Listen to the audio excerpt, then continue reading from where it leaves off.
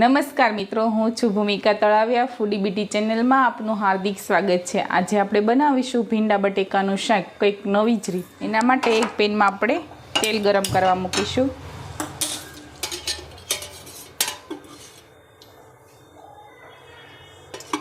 ચાર table spoon જેટલું તેલ લેશું આપણે.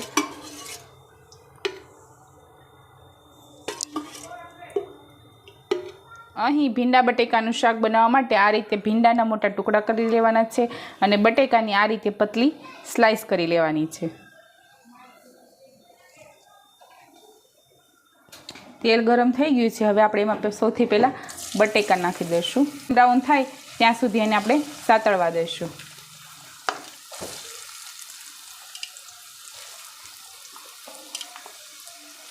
આ શાક ખાવામાં ખૂબ જ ટેસ્ટી લાગતું હોય છે, જેને તમે રોટલી, ભાખરી અથવા તો બાજરીના રોટલા જોડે પણ ખાઈ શકો છો.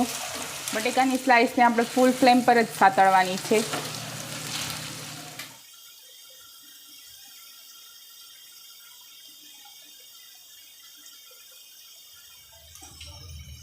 બટેકાની ચિપ્સ સતળાઈ ગઈ છે, આપણી ગોલ્ડન બ્રાઉન પણ થઈ ગઈ છે, તમે જોઈ શકો છો.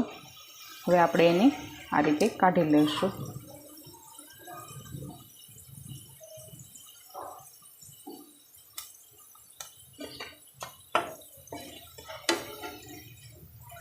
આપણે એમાં રાઈ નાખીશું.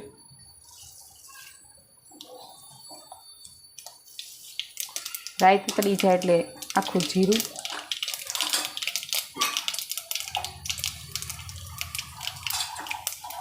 સૂકું લાલ મરચું, થોડા મેથીના દાણા. હવે ભીંડો નાખી દઈશું.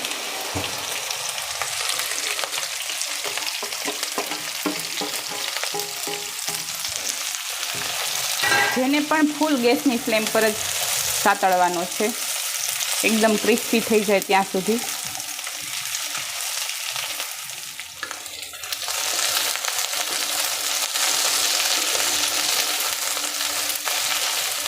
આ રીતે ભીંડાના લાંબા ટુકડા કરીને જો આ શાક બનાવવામાં આવે તો સેજ પણ ભીંડામાં ચીકાશ નહીં રહે અને એકદમ ક્રિસ્પી બની જશે. આ ભીંડો સતળાય છે ત્યાં સુધીમાં આપણે એમાં નખાતો મસાલો તૈયાર કરી લઈશું. તો એના માટે એક બાઉલમાં 2 મોટી ચમચી જેટલું ધાણા જીરું લઈશું.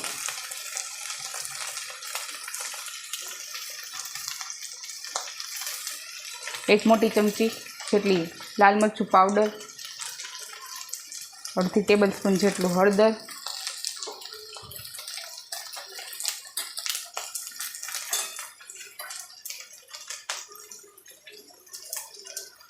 ત્રણ ચમચી જેટલો માંડવીનો ભૂકો,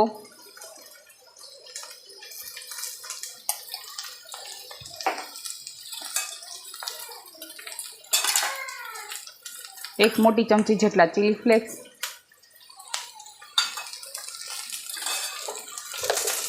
સ્વાદ પ્રમાણે નમક.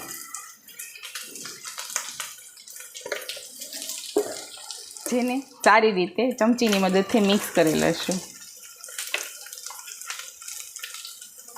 મસાલો ભીંડો સતળાઈ જાય ત્યારબાદ લાસ્ટમાં જ એડ કરવાનું થાય છે, નહીં તો બળી જતો હોય છે. એટલા માટે અગાઉ મિક્સ કરીને રાખી મૂકશું અને ભીંડો જ્યાં સુધી સતળાઈ જાય સારી રીતે ત્યારબાદ જ એમાં એડ કરીશું. તો આપણે ભીંડા બટેકાના શાકમાં નખાતો એવો મસાલો તૈયાર થઈ ગયો છે. તો ફ્રેન્ડ્સ, તમે જોઈ શકો છો આપણો ભીંડો પણ સારી રીતે કકડી ગયો છે ને ગોલ્ડન બ્રાઉન પણ થઈ ગયો છે. હવે આપણે એમાં બટેકા એડ કરી દઈશું, જે આપણે અગાઉ સાતળી લીધા છે તે.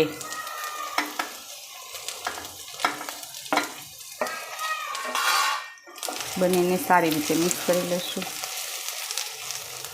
હવે ગેસની ફ્લેમ સ્લો કરી દઈશું ને આપણો તૈયાર કરેલો જે મસાલો છે તે એડ કરી દઈશું.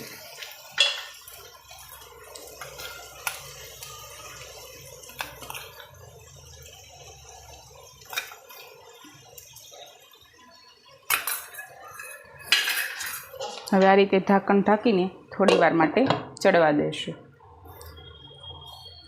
5 મિનિટ થઈ ગઈ છે અને આપણો મસાલો પણ સારી રીતે ચડી ગયો છે, તમે જોઈ શકો છો। હવે એને સારી રીતે હલાવી લેશું।